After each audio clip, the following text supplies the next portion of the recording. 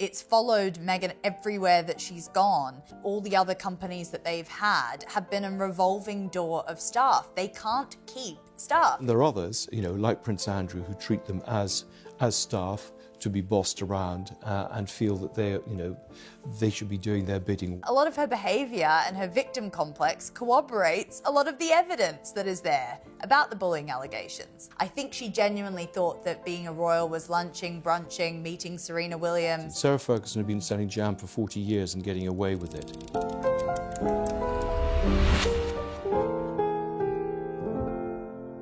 Humiliated, that's how a member of staff reported feeling after working in the royal household of Meghan, Duchess of Sussex. Since 2018, Meghan has been accused of totally unacceptable treatment of staff, despite showering them with gifts and skincare products.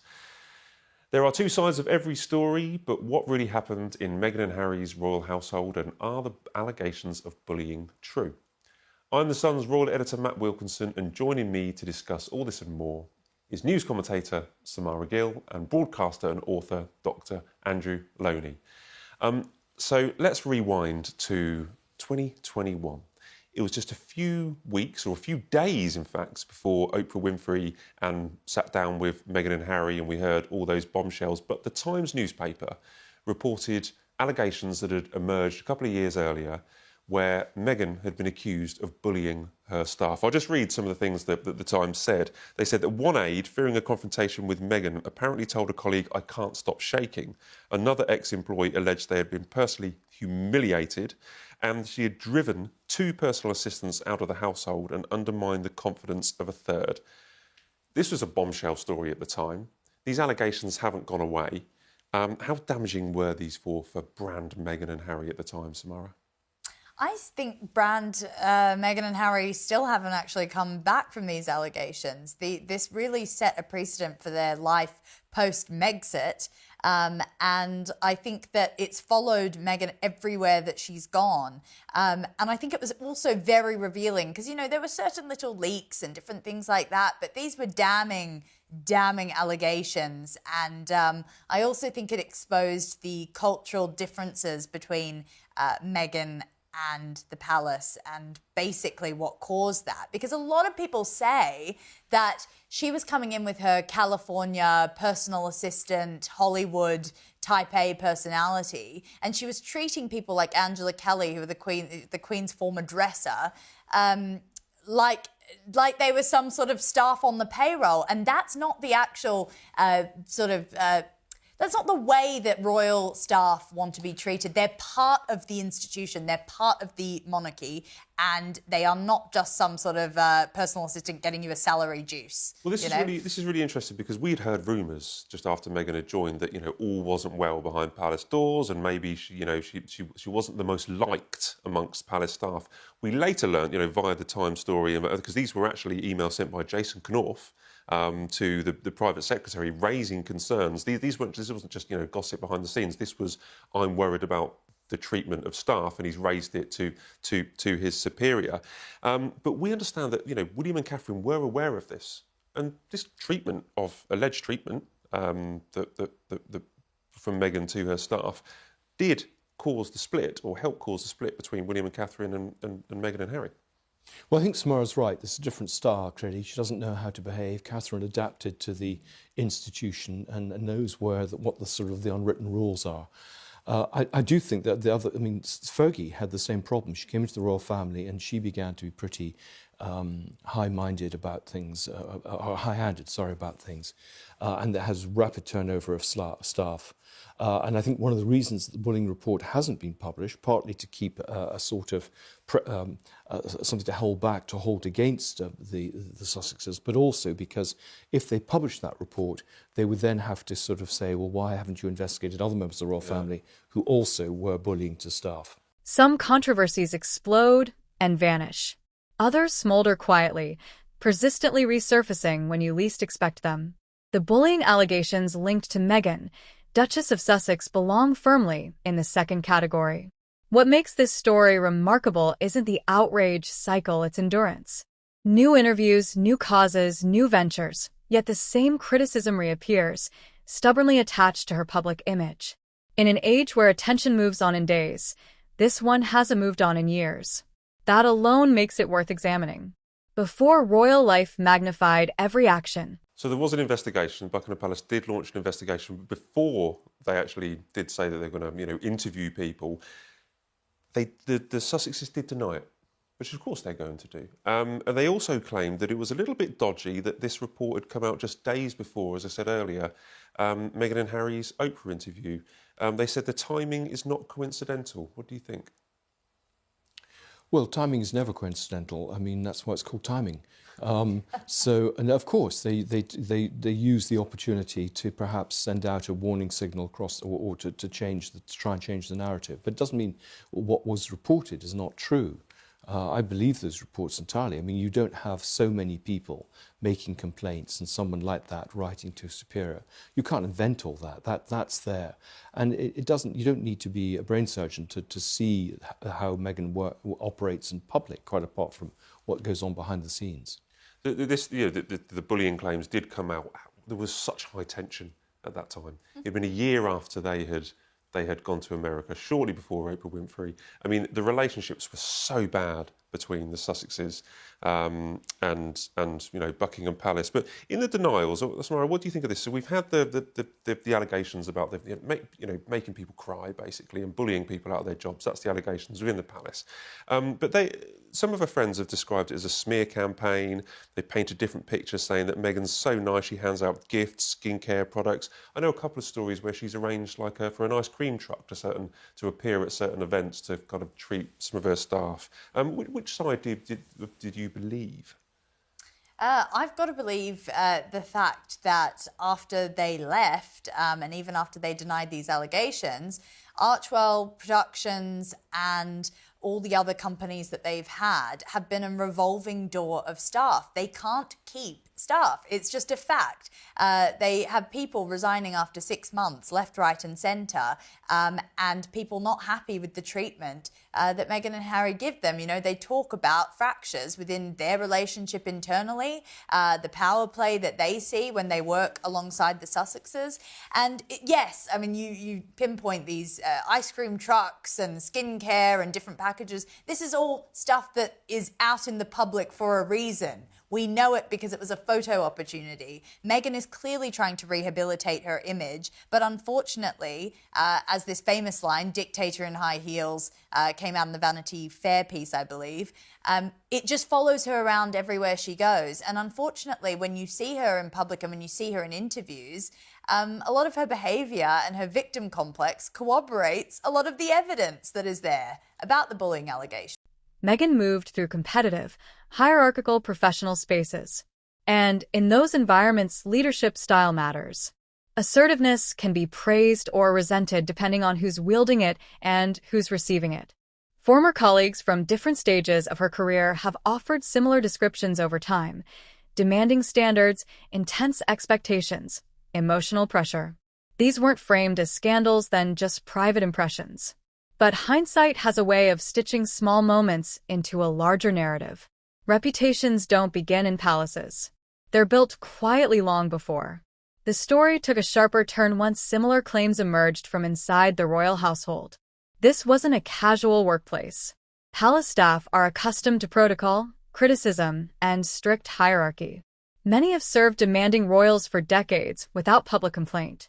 So when distress reportedly reached senior levels involving tears, resignations, and internal correspondence, it carried unusual gravity. You mentioned there, when the bullying allegations first came out in the UK, you thought, oh, is it the case of that just, the traditional palace staff can't cope with this whirlwind of American woman, with her own career coming in and wanting to change things? But you're right, because there were articles in the US, I think it was Hollywood Reporter, Daily Beast, you've mentioned there, I think Vanity Fair, they were saying that she threw tantrums, sent angry 5 a.m. emails. She was called a dictator in high heels, Duchess difficult, running around barking orders.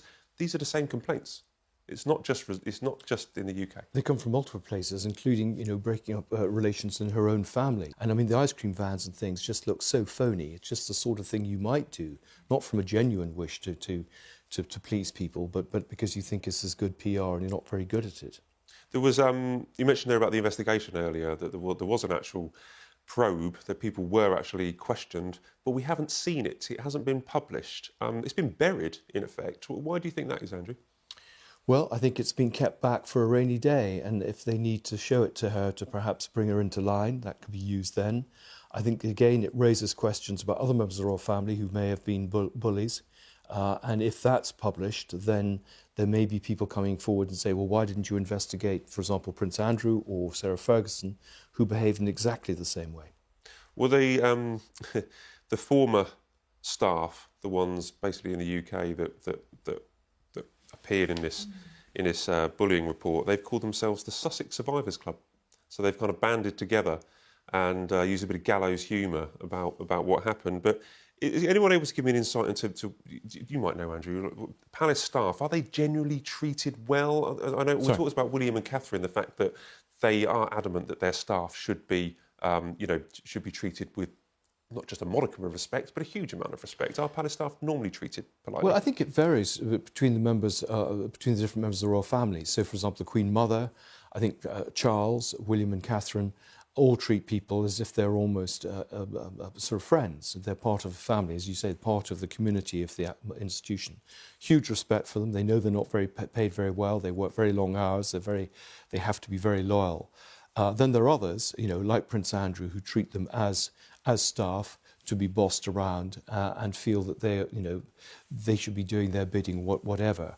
And I think it comes down partly to training, background, but also down to character. But I think that's true of anyone employing staff. Some people treat them as inferiors and others treat them as professionals to be respected. These weren't tabloid inventions. They were institutional concerns, serious enough to prompt formal review. The disconnect between glowing public appearances and troubling private accounts became impossible to ignore. The palace response was cautious, controlled, and to many frustratingly opaque. An internal investigation was commissioned, then sealed. No detailed findings. No public accountability. Just a carefully worded assurance that lessons had been learned. This silence created a vacuum, and vacuums invite speculation. Supporters argue confidentiality, protected staff. Critics say secrecy shielded power. Without transparency, both interpretations survive. And so the allegations lingered, unresolved but very much alive. At the same time, Meghan and Prince Harry were presenting a very different story to the world, one of mistreatment, isolation, and institutional cruelty. Do you feel any sympathy for the idea that it was a clash of cultures, or that she didn't really understand how, the household worked, or that she was under a huge amount of stress? Do you feel there's any mitigating factors for these allegations against Meghan?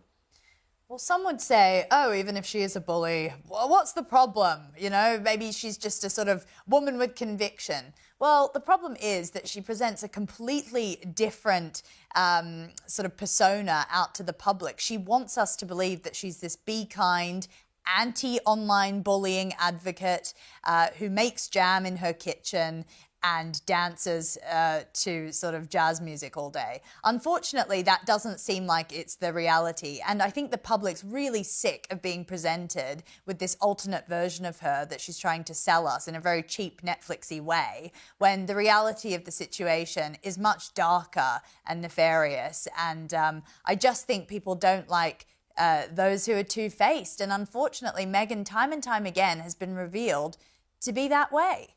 Yes, she's a narcissist and a fake. And I mean, I think that she was met with a lot of goodwill. I mean, I remember King Charles walking her up the aisle. I think people bent over backwards to try and help her assimilate herself into the royal family. I think Sophie and Catherine both offered to help her, and she rejected that.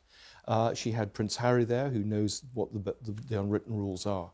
So I don't think there's any excuse. When you join, if you join a big company or you move to another country and become a citizen, you kind of adapt to the rules of wherever you've gone to. You don't try and impose your own background or culture on it, and that's part of the problem. And she was no spring chicken. To be respectful and polite. To be honest, she was in her late 30s or mid 30s. She was a fully grown individual who had a career and obviously had staff when she, that worked for her when she was an actress. So this kind of situation shouldn't have been new for her. Well, no, but we know about even the Reitman's photo shoot that Tom Bauer writes about in his book, where she was also very catty, and I think the director walked off the set because of her behaviour. That's all alleged. But it's interesting because I think it's also, she was dealing, as you said, Matt, with the perception of what she thought her royal role was. I mean, a lot of her complaints after the fact were, I was only able to go out to lunch 2 times in the past couple of months. I mean, I think she genuinely thought that being a royal was lunching, brunching, meeting Serena Williams, you know, having a $500,000 baby shower and not being scrutinised for it. I think she was completely unaware of what the British royal family stood for and what service it required. And she was also reeling back from that sort of shock. Millions listened. Many believed them. But bullying allegations complicate that narrative. They don't erase claims of suffering, they complicate them. They force the public to accept an uncomfortable possibility. Someone can be vulnerable in one context and overpowering in another. Modern discourse prefers clear heroes and villains.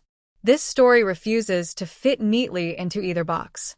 The media didn't just report the allegations, it polarized them. Coverage became ideological. You weren't just choosing a side on facts. You were choosing a worldview. Eventually, fatigue set in. But fatigue doesn't equal resolution. Instead, it hardens opinions. Supporters dismiss all criticism as persecution. Critics dismiss all defenses as spin. And once that happens, truth becomes secondary to allegiance. The monarchy trades on stability, restraint, and moral authority. Allegations of bullying, especially unresolved ones, chip away at that image from the inside. Her problem was her model was Sarah Ferguson. Sarah Ferguson had been selling jam for 40 years and getting away with it. And she had been using the monarchy to basically enhance her social life and make money. And Meghan saw this and she thought, well, why can't I do exactly the same? So in some ways, I do feel sorry for her because there was one rule for Fergie and another rule for Meghan. Yeah, and they're both now outcasts in the royal family. They are. That serves a lesson. Thank goodness. For balance, we must say that Jenny Affia, who was a lawyer, a very prominent lawyer, actually went on a BBC documentary and said on record that Meghan was not a bully, and they rejected all allegations as an attack on her character, and they say that she's actually been a target of bullying herself and is deeply committed to supporting those who have experienced pain and trauma. But it's not going to go away, Samara. She will always be remembered as the bullying allegations. Yeah, I mean, I think she is under the lens, and I think maybe she was a bit late to the fact that she was, so much so. I mean, being a royal is a completely different life than being just on Suits on a cable show. So yeah, I mean, I've got some sympathy for her, and what her lawyer said is, you know, might be true. Some things might be heightened, but yeah, I mean, you just can't deny all these people. It's not like they're all cooperating with each other and coming out with statements together. I mean, this has got to be something a little bit deeper. Well, thanks, guys, and thanks for talking through so many unsavoury chapters of the last couple of years. So appreciate your time.